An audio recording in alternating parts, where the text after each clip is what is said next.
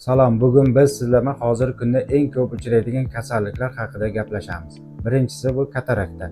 Asosan yoshi kattalarda, hozirgi kunda yoshlarda ham ko'p uchrayapti.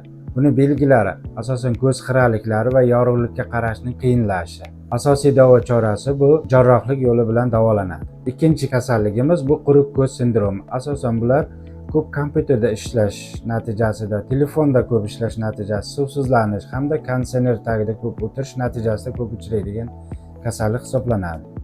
Asosiy belgilari bu ko'z qurishi, ko'z achishlari hamda ko'z xiraliklari bilan namoyon bo'ladi. Buni asosiy davo chorasi ko'proq ko'zni dam oltirish hamda ko'z tomchilaridan foydalanish mumkin.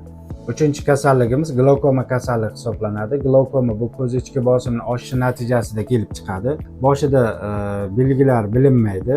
Agar vaqtida aniqlanmasa, bu ko'rlikka ham olib kelishi mumkin. Qanday qilib bu kasalliklardan qutulish mumkin? Har 6 oy davomida ko'z tekshiruvlaridan o'tishingiz shart.